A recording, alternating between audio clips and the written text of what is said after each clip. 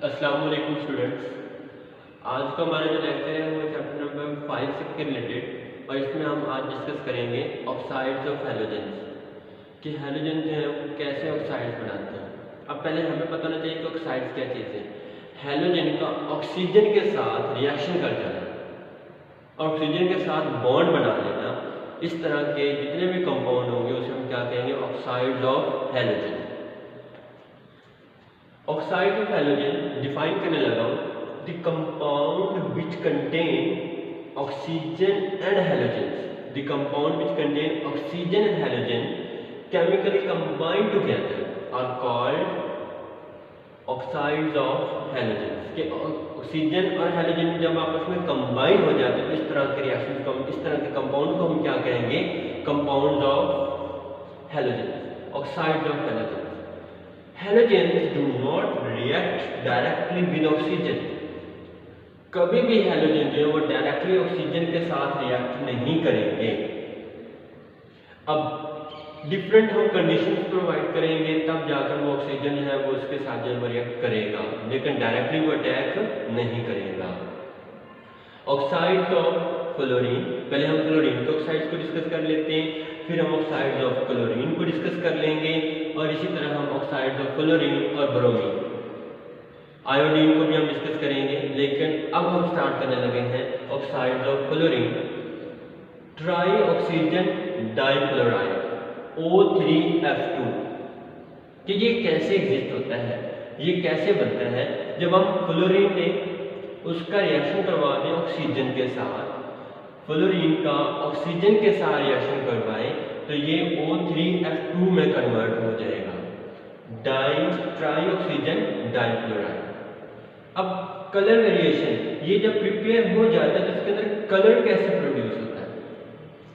जब इसका टेम्परेचर इतना रखेंगे हम तो तब ये कन्वर्ट होगा, अदरवाइज ये नॉर्मल कंडीशन में तो रिएक्ट ही नहीं करेगा, क्योंकि साइज का डिफरेंस है, इलेक्ट्रोनेगेटिविटी का डिफरेंस है।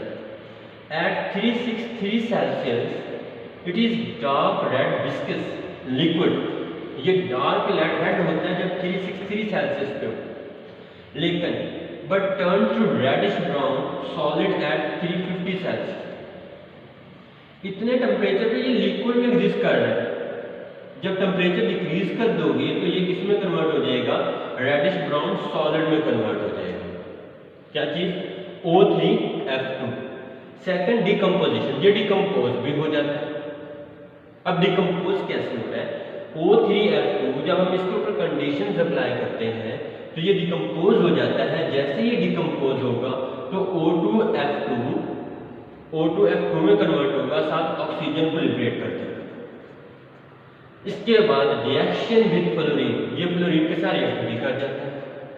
जब ये फ्लोरीन के साथ रिएक्ट करता है तो तब भी हमें O2F2, जब हम डिकम्पोजिशन करवाते हैं तो तब भी हमें O2F2 मिलता है, जब फ्लोरीन के साथ रिएक्शन करवाते हैं तब भी O2F2 लगता है। अब यहाँ पर क्या है, जब हम F2 के साथ रिएक्शन करवाते हैं तो O2F2 यहाँ पर लिबरेट हो जाता है। ये हम किसके अंदर करवा रहे हैं, इलेक्ट्रिक डिस्चार्ज के अंदर ये प्रोसेस करवा रहे होते हैं, इसे हम डिकम्पोज करवा रहे होते हैं। ये इलेक्ट्रिक डिस्चार्ज के अंदर ये प्रोसेस हो रहा होता है, O2F3 और F2 के साथ जब ये रिएक्ट करता है तो ये इसमें जो है वो कन्वर्ट हो जाता है।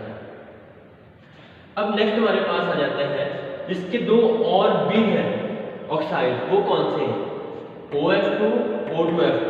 इसका स्ट्रक्चर हम डिस्कस कर लेते हैं।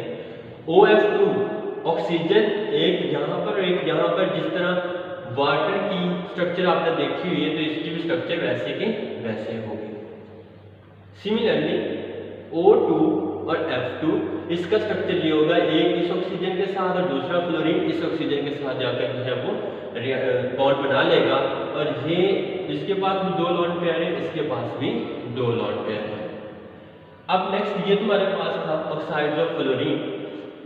ऑक्साइड्स ऑफ क्लोरीन, इसमें जो इंपॉर्टेंट है वो यही है, O3F2, ये वो कह देता है कि इसको एक्सप्लेन करते हैं। इसके बाद आता है ऑक्साइड्स ऑफ क्लोरीन। अगर हम ऑक्साइड्स ऑफ क्लोरीन की बात करते हैं, oxides of chlorine is generally unstable, ये भी अनस्टेबल है। बेसिकली ऊपर हमने देखा तो ये तकरीबन अनस्टेबल ही होते हैं, लेकिन ये अनस्टेबल है। It is not possible to synthesize them by direct combination of the elements chlorine and O2.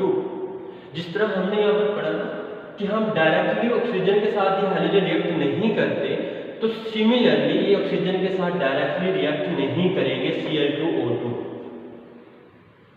They are extensive industrial using, लेकिन इसका यूज भी है इंडस्ट्री के अंदर, इसका यूज भी है किसका, ऑक्साइड्स का।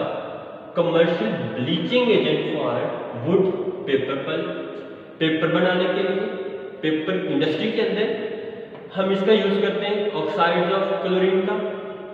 सेकंड, वुड के अंदर इसके लिए वो यूज हो रहा होता है।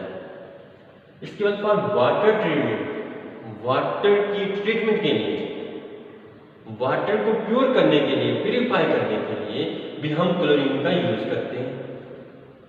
अब यहाँ पर पहला इसका जो हमारे पास आ रहा है ऑक्साइड को कौन से, क्लोरीन डाइऑक्साइड ClO2। प्रिपरेशन की अगर हम बात करते हैं, it is prepared by reducing NaClO3 with NaCl और SO2 और CH3OH alcohol with strong acidic solution. कौन सा एसिडिक सॉल्यूशन हो, स्ट्रॉन्ग एसिडिक सॉल्यूशन हो। अब ये भी आयोनाइज हो चुका है NaClO3, ये आयोनाइज हो जाता है। यहाँ पर ये देखिएगा, मैं इसे आयोनाइज करवा देता हूँ NaClO3। अगर हम इसके आयोनाइजेशन करवाते हैं तो ये क्या हो जाएगा, Na positive plus ClO3 negative. यहाँ पर जो मैंने लिखा हुआ है ClO3 नेगेटिव लिखा हुआ है। इसी तरह NaCl अगर आपने यूज किया हुआ है NaCl, तो ये भी आयोनाइज हो जाएगा Na positive plus Cl negative. अब यहाँ पर देखिएगा ये Cl मैंने, ये NaCl जब आयोनाइज होगा तब वहां पर आएगा। अब ये हाइड्रोजन कहाँ से आ रहा है, ये हाइड्रोजन जो है जब हमने एसिड डाला हुआ है, एसिड जब आयोनाइज होगा, कोई भी एसिड ले लें, स्ट्रॉन्ग एसिड है तो HCl ले लें, तो ये H पॉजिटिव देगा प्लस Cl नेगेटिव देगा, या यहाँ पर H2SO4 ले लें तो H positive twice plus SO4 2 negative. तो ये हाइड्रोजन यहाँ से आ रहा है, यहाँ पर देखिएगा Cl इधर से क्लोरीन से आ रहा है NaCl से, और यहाँ पर देखिएगा NaClO3 से ये वाला आयन आ रहा है।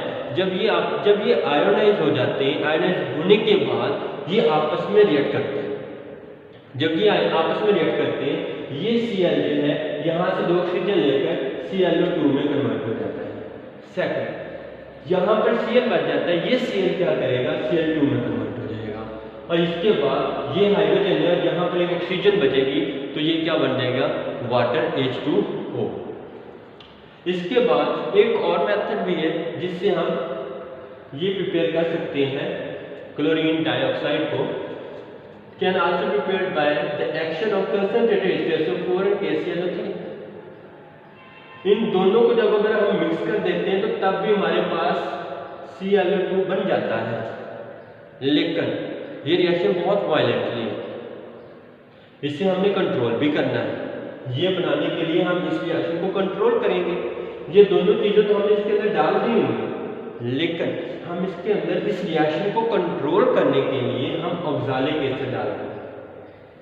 ये ऑक्सालिक एसिड क्या करेगा, ये बेसिकली इन दोनों रिएक्शंस को स्टॉप करेगा जब ये प्रिपेयर हो जाएगा। जब हम ये ऐड करेंगे, ये किस में कन्वर्ट हो जाएगा, कार्बन डाइऑक्साइड में और वाटर में। ऑक्सालिक एसिड कार्बन डाइऑक्साइड और वाटर में कन्वर्ट हो जाएगा। रिएक्शन कैसे होगा, K2SO4 ये बन जाएगा, यहाँ से ये और ये बन जाएगा, यहाँ पर ClO2 यहाँ पर ये प्रिपेयर हो जाएगा, यहाँ से CO2 और यहाँ पर जो है वो वाटर जो है वो प्रोड्यूस हो जाएगा।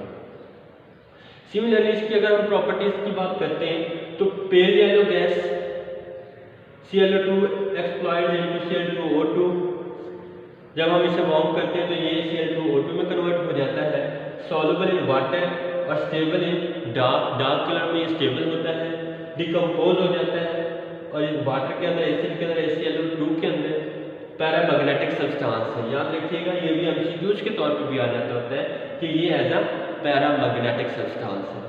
यूजेस की बात करते हैं, एंटीसेप्टिक जरासीम कुछ होता है, ये प्यूरिफिकेशन ऑफ वाटर, वाटर को प्रिपेयर करने के लिए, हम प्यूरिफाई करने के लिए जो है वाटर को, वो हम इसका यूज़ करते हैं। और bleaching cellulose material, bleach cellulose material के अंदर जो है वो ब्लीच जो सेलुलोज मटेरियल उसके अंदर भी हम इसका जो है वो यूज़ कर रहे होते हैं। ये इसके यूजेज है, ये भी एज अ शॉर्ट क्वेश्चन के तौर पर आ जाता होता है। वो कहते हैं give the preparation and usages of the chlorine oxide, ये भी आ जाता है, प्रॉपर्टीज भी पूछ सकता है। इसके बाद क्लोरीन हेप्टाऑक्साइड, ये बहुत इंपॉर्टेंट शॉर्ट क्वेश्चन है कि what is chlorine heptoxide, how we can prepare the chlorine heptoxide. तो Cl2O7 is anhydride of the perchloric acid. जब हम परक्लोरिक एसिड को एनहाइड्राइड करते हैं तो वहां से हमारे पास क्या चीज बन जाती है, वहां से यहाँ पर देखिएगा टेम्परेचर कितना होगा -10 सेल्सियस।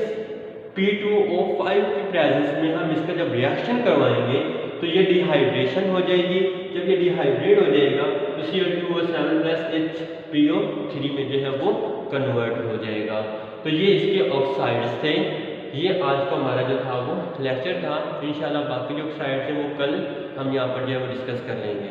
अल्लाह हाफिज़।